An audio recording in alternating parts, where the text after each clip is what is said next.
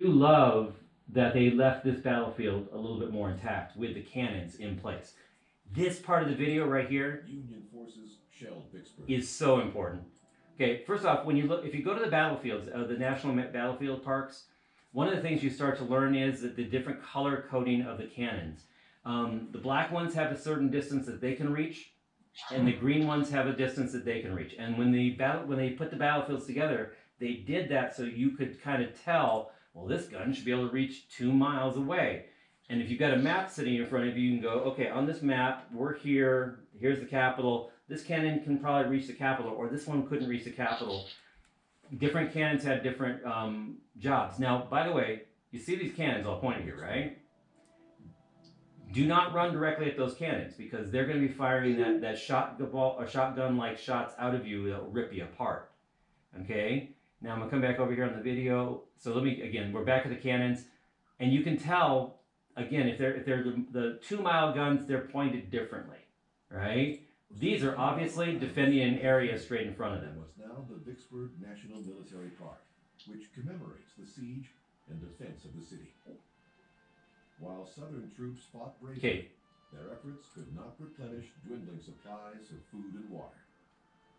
Okay, now, by the way, at the Battle of Vicksburg, does Grant just go ahead and attack them full blown and just run at them and try to take the place over?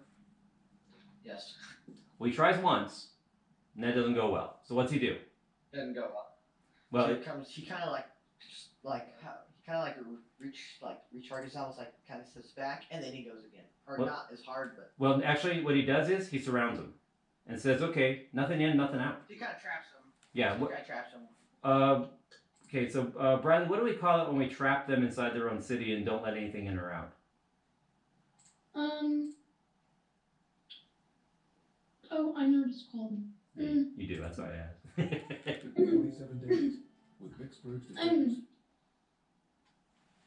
Oh my gosh. Here, let me see if I can play the video and you can hear the next couple sentence words, and they should have it here. Let's go.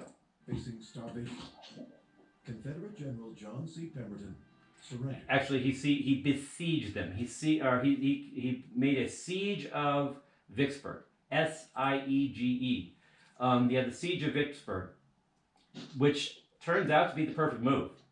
Is it gonna now? If you're besieging your enemy, do you have to are you in a hurry? Not really.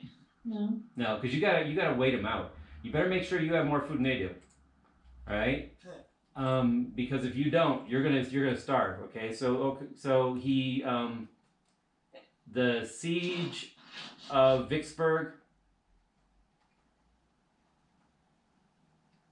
and it's gonna end officially when? What's the date when the siege of Vicksburg officially ends?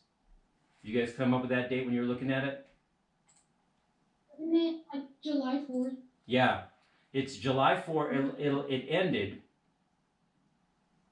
July the 4th,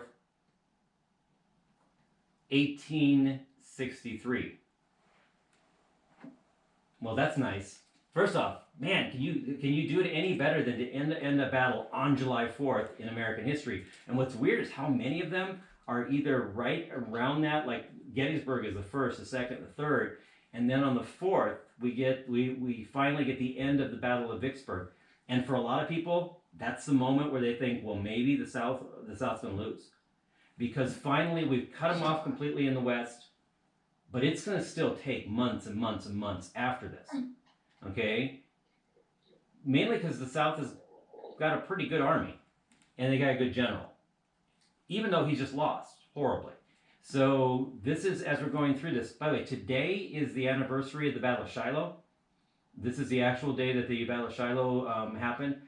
So as you're going through this, especially when we get around April, we start to see a lot of these battles from the past start to reappear and become important again, because now it's the anniversaries as we're doing this. Oh, I clicked on the wrong screen.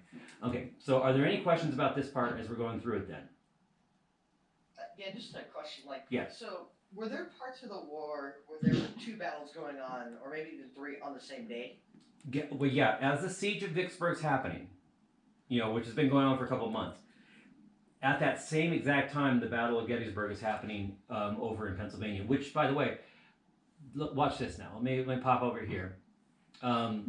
let me go. Here's Vicksburg right here. We're at Vicksburg, okay. And I'm gonna go, but so this is where Vicksburg's at along the river, and I'm gonna add in, because yeah, you just asked the right question, which is So if I go Getty's, Racetrack down there. yeah, there's a little racetrack. There's a little bit. That's a track for running. A running track, I think. Yeah. Okay, so we're gonna go to the Gettysburg National, the museum and the park and the visitor center, and I'm gonna mark that, and then I'm gonna show you, because this is exactly. By the way, if you have Google Earth on your computer, may I really, really seriously suggest doing this once in a while. Start typing in the battles and doing this. I'm gonna put it here. I'll put a location right here, and this is gonna be Gettysburg, and I'm gonna hit save on the Civil War battlefields. And now when it pops back out here, this is where I'm loving this, because it'll spin the country around and do all this stuff. And it gives you, okay, so it's going to show you, okay, well, wait, go here. Let me get here.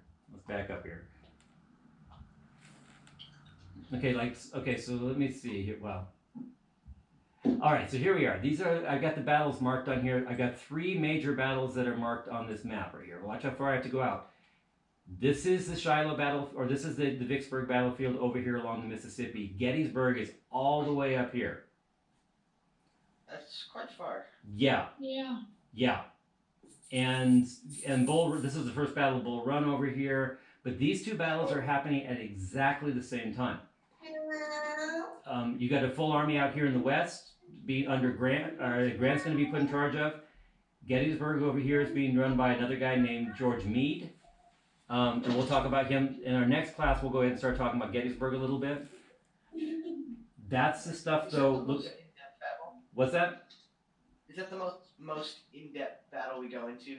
Or... Yeah, we'll spend more time on Gettysburg than anything. Although, as you're studying all this stuff, I hope you're realizing, like, every one of these, the major battles, there's a ton of stories in every one of them, and almost every one of them, at the moment I drop onto, like, here's the Shiloh battlefield. Watch, we're going to drop down here. And when you drop into this battlefield right here,